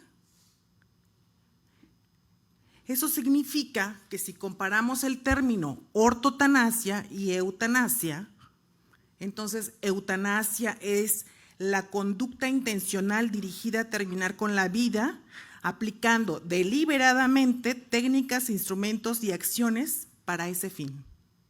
Ahora sí levante la mano quien está de acuerdo en que es una eutanasia activa. Bueno, algunos levantaron su mano, pues quiero decirles que no, esto es un homicidio. ¿Ok? ¿Por qué? ¿Qué tengo que agregarle a estos términos para decir que es una eutanasia? No, fíjense bien. Conducta intencional dirigida a terminar con la vida de quien tiene una enfermedad grave e irreversible, por compasión o por razones médicas, ¿sí? Aplicando, ahora sí, deliberadamente técnicas, instrumentos y acciones para este fin. ¿Se dan cuenta que la línea es demasiado delgada para poder decir hasta aquí es homicidio y aquí empieza la eutanasia? Si entre nosotros los médicos hay confusión, imagínense entre aquellos que quieren legislar sobre este punto. Y vayamos a algo más, que es la eutanasia pasiva, dice así, inhibición de actuar o en el abandono, en el tratamiento, evitando intervenir en el proceso hacia la muerte.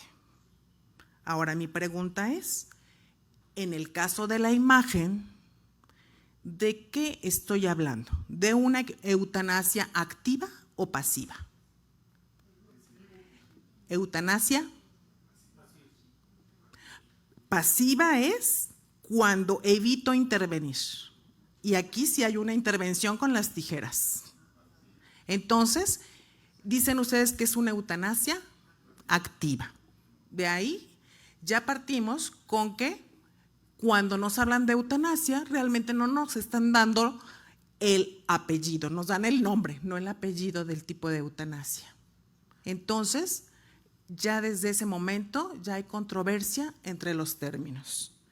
Bien, veamos otro término, distanasia. Persona en situación terminal o de últimos días, con enfermedad grave e irreversible, a quien se inicia o mantiene con medidas de soporte vital u otras intervenciones carentes de utilidad clínica que prolongan la vida biológica sin posibilidad real de recuperación. ¿A qué le suena esto? ¿A qué se parece? A encarnizamiento, también llamado ensañamiento terapéutico, y que hoy hemos conocido que lo ideal es llamarlo obstinación terapéutica. Entonces, hablar de distanasia o hablar de obstinación terapéutica son sinónimos. ¿De acuerdo? Bien, veamos otro término, cacotanasia. Acelerar deliberadamente la muerte en un enfermo terminal sin que medie, expresa voluntad de su parte. ¿Habían oído este término? ¿Ok? Yo les pregunto ahora si en esta imagen hacemos referencia a la cacotanasia. Levanten la mano, ¿quién dice sí? Pues no, este es un homicidio. ¿Qué está pasando? O sea, saco la pistola y le digo, ¿verdad? Guárdame esta bala en tu miocardio, ¿no? O sea, no. Definitivamente este es un homicidio, fíjense bien. O sea, ¿por qué? Porque se trata de que de manera intencional provoque la muerte de alguien. ¿Sí? Pero tiene que ser ese alguien. ¿Qué característica debe tener? Una enfermedad terminal, ¿sí? Y es cacotanasia, es un término cacofónico, ¿verdad? Porque definitivamente es en contra de la voluntad del que está recibiendo la injuria. Entonces, fíjense cómo nos cuesta trabajo reconocer los términos. Y ya los habíamos visto, ya los habían estado, nuestros ponentes anteriores los habían mencionado. Bien, hace un momento el doctor Minauro nos hizo favor de hablar sobre lo que es un paciente terminal. Por lo tanto, una enfermedad terminal. ¿Cuántos de los aquí presentes tienen una enfermedad terminal? Levante su mano. ¿Nada más uno? O sea, no hay pacientes aquí, no hay personas que tengan hipertensión, diabetes. ¿No es enfermedad terminal? ¿Hay cura? ¿Es crónica? ¿Es irreversible? ¿Sí se van a curar de la diabetes? ¿Sí se van a curar de la hipertensión? Entonces, ¿tienen una evolución de más de 6 meses? ¿Piensan curarse en 6 meses? Entonces, ¿qué hay con esas definiciones? Son del libro, ¿no están de acuerdo? Bien, y vamos ahora con la fase terminal o preagónica y dice, el pronóstico es de días, perdón. ¿Y si es un accidente, un traumatismo craneoencefálico con pérdida de masa encefálica, imagínense? O sea, peor aún, puede ser de minutos. Los síntomas, aquí presenté unos, la doctora Ana Cristina nos hizo favor de presentar otros tantos, pero lo cierto es que son variables, depende de la enfermedad del paciente. Y lo que es peor, la fase agónica. El paciente sabe que se va a morir. La familia sabe que se va a morir. Es más, nosotros lo sabemos. Y quien no sea médico también sabe cuando alguien se va a morir, ¿cierto? Entonces, ¿por qué nos cuesta tanto trabajo reconocerlo? ¿Por qué nos da tanto miedo?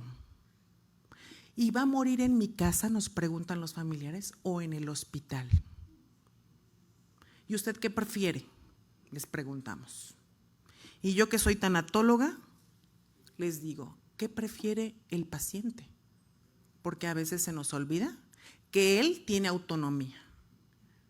Los principios básicos de la bioética para eso son para aplicarlos. O sea, no basta conocerlos. Voy por la autonomía y mientras el paciente esté consciente y pueda decidir sobre su vida y sobre su contexto, que lo haga. A veces tenemos enfermos, por citar algún caso, con un cáncer de páncreas, me tocó verla y cuando llegó a su cuarto, la mamá le estaba dando de comer. Y me recibió muy agresiva porque estaba en una etapa del duelo en enojo.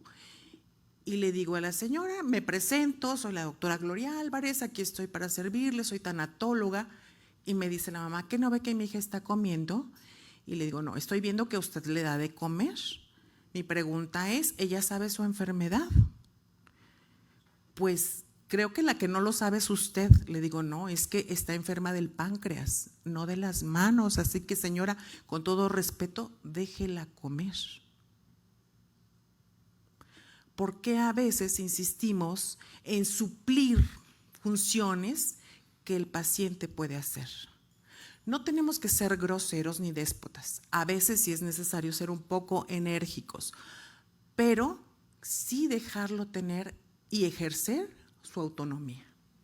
Bien. Y bueno, hay quien dice que no se puede hacer algo en un paciente de edad avanzada o en un paciente terminal o en la fase agónica. Y yo les digo, siempre hay algo que hacer. Y no nada más es acompañar, y no nada más es consolar. Hay algo importante que hacer. Les pongo un ejemplo. Un paciente con un CA broncogénico que tiene expectoración hemoptoica y cuando ven que le falta el aire, que se está ahogando y que hay sangre, todo el mundo se espanta y nos llaman a los que nos dedicamos a esto de la tanatología. Muchos dirán, ¿y ya qué le hago? Ya está en fase agónica, ya es cuestión de minutos. A los familiares les da mucho miedo ver sangre, esa es la realidad, y sienten espantoso. El paciente no sabe que si le pongo el oxígeno ya no va a llegar, ya los alvéolos no van a ser capaces de recibirlo porque está acumulando sangre en su interior, entonces ya el intercambio gaseoso ya no se da. Entonces, ¿qué hacemos? Ponle el ventilador al paciente. El solo hecho de tener la sensación del aire fresco, psicológicamente a él le parece que está recibiendo aire, que está respirando, que está fresco. No tienen ventilador, abran la ventana y díganle así, vas a tener más aire si abro aquí. Siéntenlo, pónganle 2, 3 almohadas y la otra hay que sedarlo. Y bien, para la familia, al ser tan aparatoso que el paciente esté consangrado, pues en lugar de usar una toalla blanca, una sábana blanca, ponemos un paño de color rojo, café o negro, porque de esta manera se disimula, ¿verdad?, la apariencia de la sangre y se espantan menos. Entonces, siempre habrá algo que hacer por un paciente en fase terminal incluso. Bien, otra definición que no hemos dado y que también es importante es la de suicidio asistido. Es la actuación del personal de salud que consiste en proporcionar al paciente los medios necesarios para que él mismo sea quien se produzca la muerte. ¿Lo han hecho? ¿Vieron la película Mar Adentro? Se las recomiendo, habla sobre suicidio asistido. Pero yo les pregunto, ¿qué sucede si yo, tanatóloga, viene un colega médico y me dice, oye, fíjate que tengo un familiar en etapa terminal, ayúdame porque le quiero dar una sedación terminal? Y yo le digo, claro, como lo regalan, aquí está tu ampolleta de fentanil, pónsela. Bien, ¿eso es suicidio asistido? ¿Qué es? ¿Qué es? Digan. No importa que se equivoquen, estamos aquí para aprender. Es felicidad. Ok, levanten su mano. ¿Quién piensa que es suicidio asistido? Bueno, doctor, no lo es, porque para que sea suicidio lo tiene que hacer el mismo, el paciente. ¿Quién dice que es homicidio? ¿Qué creen? Para todos los que no levantaron la mano, tache, es un homicidio, ¿ok? Es un homicidio. Complicidad del crimen ¿de quién? Del familiar, o sea, al final es un homicidio. Al final es un homicidio. Entonces, fíjense qué barbaridad, qué complejos los términos, ¿no? Entonces, bueno.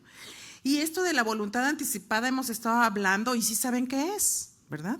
Es el derecho de una persona para anticiparse y planificar el tratamiento y cuidados que desea recibir o rechazar al final de su vida. Esto está vigente desde el 2008 aquí en la Ciudad de México. ¿Lo conocen?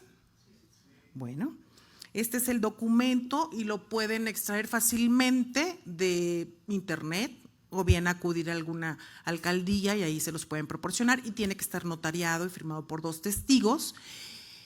Y bien, ya lo conocemos, nos desempeñamos nosotros en el servicio médico.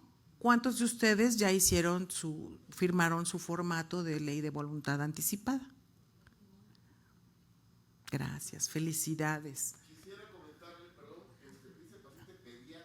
Sí, hay formato para pediatra y hay para adulto. Sí, hay diferentes, sí, y también para los que están con alguna incapacidad mental, psiquiátricos. ¿Okay?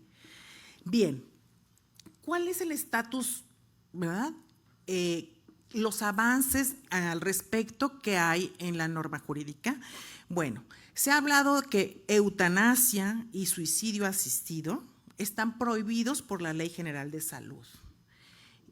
Por lo tanto, cualquiera de ustedes que practique la eutanasia, pasiva o activa, está en delito.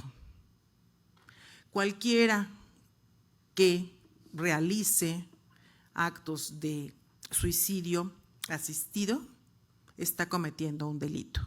Así que cuidado. Mi pregunta es, ¿se practica la eutanasia en nuestro país? Otros doctores, ¿verdad? No los presentes, ¿verdad? Lo practican, ¿verdad? Entonces, con cuidado, porque esto es un problema realmente en nuestro país y en muchos lugares del mundo. De 2019 a 2022 se han propuesto cuatro iniciativas de reforma, no obstante no se ha llegado a nada. ¿Por qué? Pues no se ponen de acuerdo, ya les dije, desde los términos que se emplean. Bien, la segunda encuesta nacional de opinión, y les doy este dato porque es interesante, dice que 7 de cada 10 mexicanos apoyan la eutanasia. Yo les preguntaría, ¿cuál? ¿La activa o la pasiva? ¿Apoyan la ortotanasia o la distanasia? O sea, si no saben los términos, ¿qué tipo de eutanasia es la que están apoyando? Y si eso fuera cierto, que más de la mitad de las personas están a favor de la eutanasia, ¿cómo es posible que de los 32 estados de la República, solamente 13 estados hayan promovido y aceptado la voluntad anticipada? Debiera ser más de la mitad del país, ¿no? Entonces, realmente, pues no hay congruencia. Entonces, por lo pronto, pues les quería dar este estado respecto a la legalidad de este proceso. Y bueno, hay diferentes referencias bibliográficas en donde incluso hay guías para adecuar y determinar el esfuerzo terapéutico de nosotros los médicos. Sin embargo, pues como no es aplicable en nuestro país, yo creo que no vale la pena ni siquiera analizarlo, aunque les dejo aquí la guía española, que es de las más difundidas. Y bueno, aquí en resumen, las recomendaciones para determinar el esfuerzo terapéutico. ¿Hasta dónde llegar? Pues corroborar el diagnóstico, como se dijo, estimar la probabilidad de curación.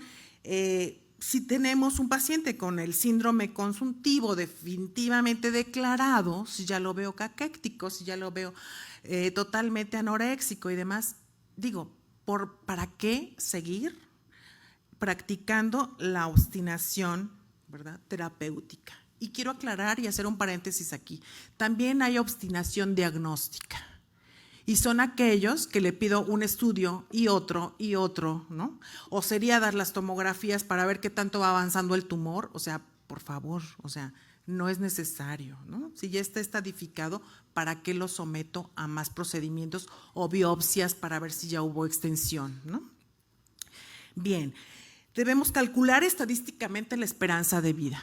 Hoy en la mañana revisaba cuál es la esperanza de vida para hombres y mujeres, varía. Las mujeres vivimos hasta los 78.8 años, en tanto que los hombres viven hasta los 76.5. Entonces yo les pregunto, si tenemos un paciente de 95 años que tiene un bloqueo de rama y es necesario ponerle un marcapaso, ¿ustedes creen que vale la pena si ya rebasó la esperanza de vida? Se los dejo de tarea. Hay que analizar, ¿verdad?, las condiciones e individualizar cada uno de los casos. Bien, tenemos que aplicar esos principios básicos, pero aplicarlos en el paciente y en el medio, en la familia y en el servicio médico. Y también debemos de tener perfectamente informado al paciente. Sobre todo si va a morir. Yo creo que tenemos derecho a saber lo que nos va a ocurrir. A veces me toca tratar pacientes que están al final de su vida y la familia cree que el paciente no está enterado de su diagnóstico y el enfermo nos pide que no le digamos a su familia que está enfermo. O sea, la verdad es que sí, es la conspiración, la famosa conspiración del silencio, y realmente pues están engañando unos a otros.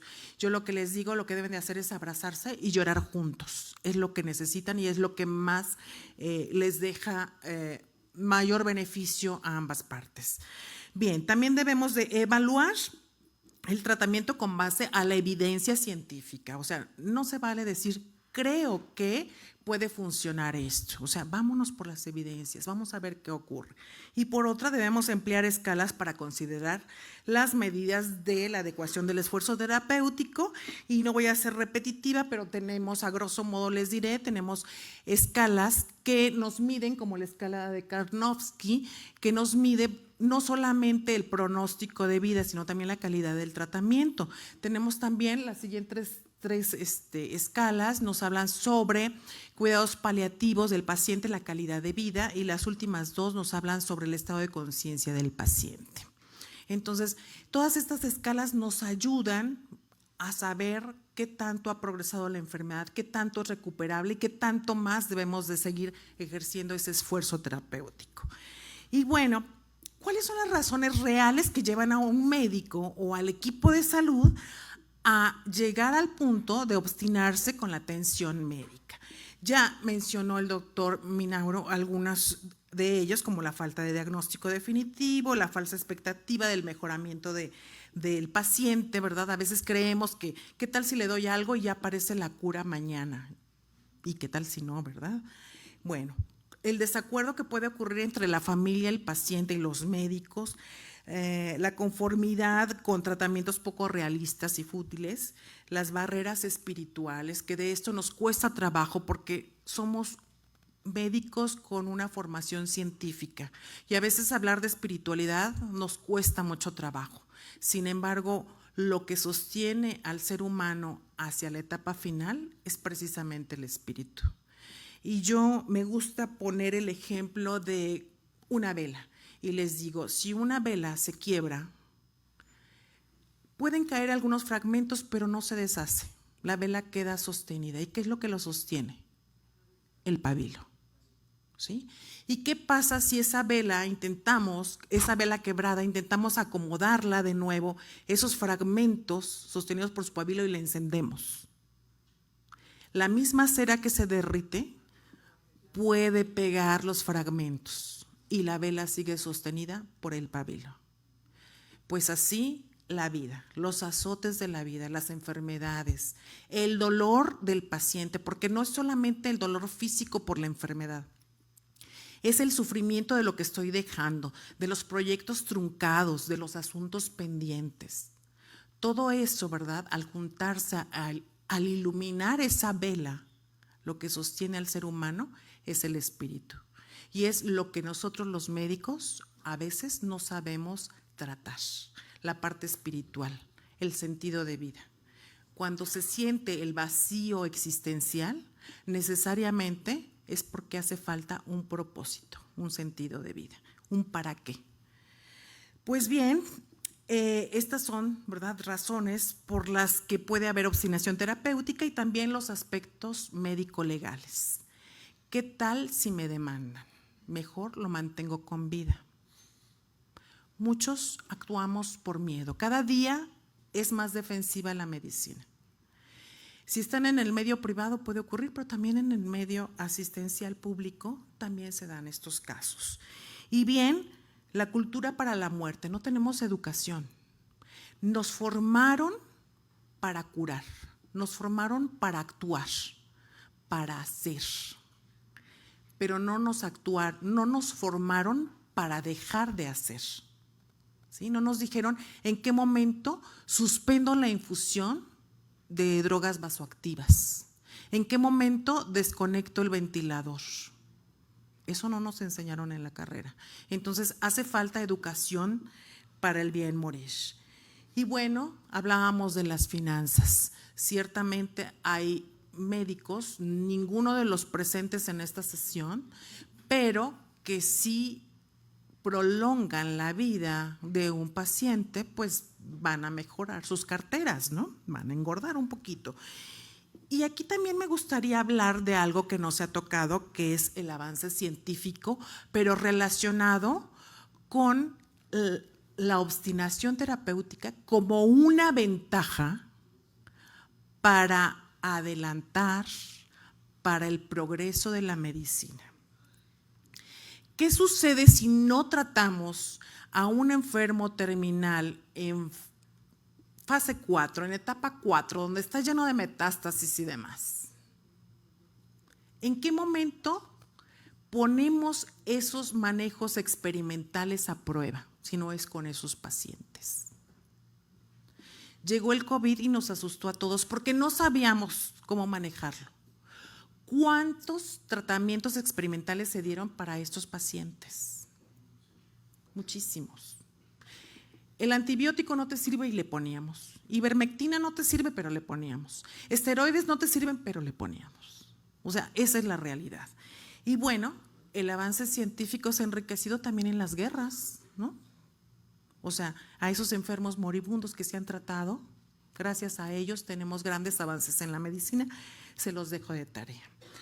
Y bueno, noticias internacionales, con lo que casi quiero terminar, que es cómo la inyección letal puede ser juzgada también, porque interviene la parte médica, como durante muchos años se ha practicado la eutanasia, e incluso en países avanzados han prohibido darle asistencia a los enfermos terminales, como retirarles soluciones parenterales, ¿no? Ya no vale la pena y se deshidratan y se mueren. O hay quienes han recibido, ¿verdad?, el famoso ángel de la muerte por haber recibido comisión por parte de las funerarias. Entre más muertos, bueno, te doy una comisión. Entonces, ¿hasta dónde se puede lucrar con la vida y con la muerte también? Y bien, llegamos a la muerte digna, donde el doctor Minauro nos mostró un fragmento, nos leyó un fragmento muy interesante. Y sí, en verdad, el respeto hacia el paciente terminal es muy importante. Y me permití compartir con ustedes, esta es la foto de mi padre. Mi padre tiene 88 años de edad, lleva 3 años en cama, convaleciente, ya no se levanta. Es necesario bañarlo en cama, es necesario asistirle, cambiarle pañales, darle de comer y demás. Sin embargo, los 6 hijos procuramos estar con él todos los días. Cuando llega el geriatra nos dice, pocas casas están geriatrizadas, ¿no? Porque le ponemos un pizarrón y le ponemos el día que es hoy para que se ubique. Podemos hacer tan confortable el ambiente como queramos, o podemos dejar abandonado y olvidado en una habitación a un anciano. Como trates a otros, es lo que llevas en tu corazón. Entonces, pues definitivamente nada más quiero recordarles que entre la enfermedad y la muerte están los cuidados paliativos y la tanatología. Siempre hay algo que hacer. Muchísimas gracias. Buenas noches.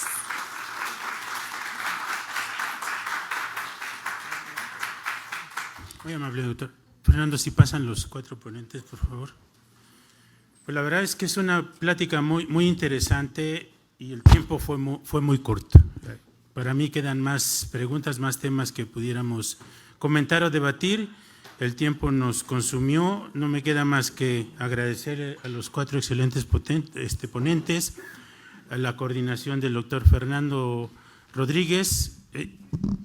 Como una petición, a lo mejor, si ustedes están de acuerdo, pudiéramos hacer un simposio de esto, porque me parece que 1 hora es nada, comparado con todo la riqueza de los conceptos y de los enfoques que se tienen. Bueno, nos queda más que darles un aplauso, agradecerles y entregarles un reconocimiento.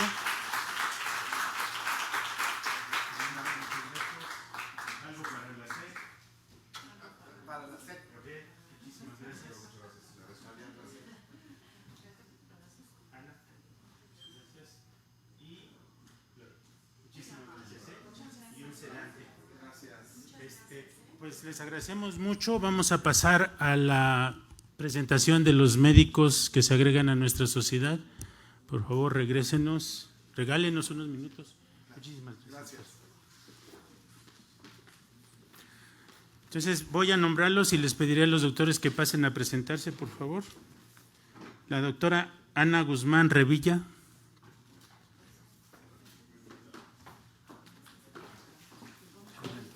Sí, ahorita que pasen ahí con ustedes. Bienvenida, doctora. Por favor, ¿se presenta? Bueno, buenas noches. Mi nombre es Ana Guzmán. Soy reumatólogo pediatra. Para los que no están identificando bien, o más bien no están tanto en esta parte de reumatología, pues nosotros o los reumatólogos nos encargamos de ver a las personas con enfermedades autoinmunes, enfermedades autoinflamatorias. Entonces estoy muy agradecida de estar aquí en este grupo y pues espero poder contribuir con ustedes para el bienestar de los pequeños. Gracias, doctora.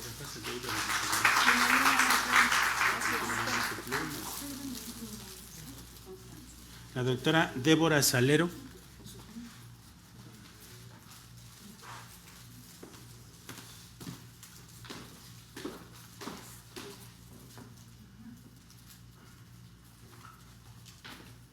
Adelante, doctora, por favor, preséntate. Gracias. Hola, buenas noches. Yo soy Débora Salero Martínez. Yo soy exresidente de aquí, hice medicina interna primero y luego hice alergia e inmunología en el Centro Médico Nacional 20 de noviembre y estoy a sus órdenes.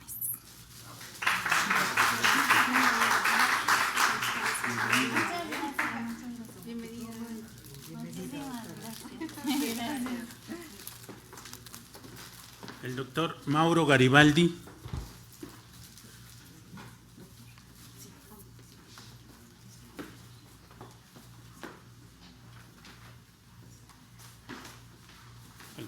Bienvenido. Buenas noches, yo soy Mauro, soy egresado de la Universidad de La Salle, hice cirugía en el ABC y actualmente soy residente de Pemex, en cirugía reconstructiva. Un gusto estar con ustedes.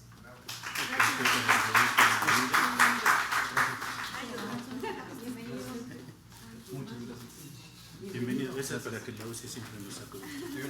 Sí. Luis Miguel Miranda.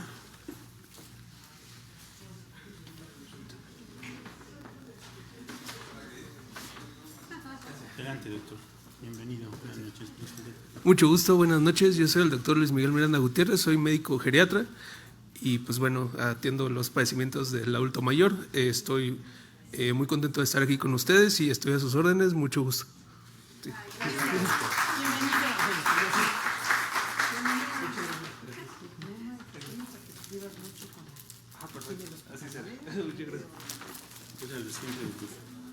Juan José Sánchez.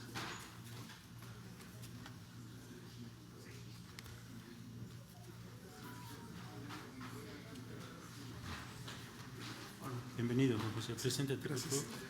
Hola, buenas noches a todos. Mi nombre es Juan José Sánchez, soy médico internista, oncólogo médico y alta especialidad en geriatría oncológica por el Instituto Nacional de Nutrición. Es un gusto estar con ustedes y estamos para servir.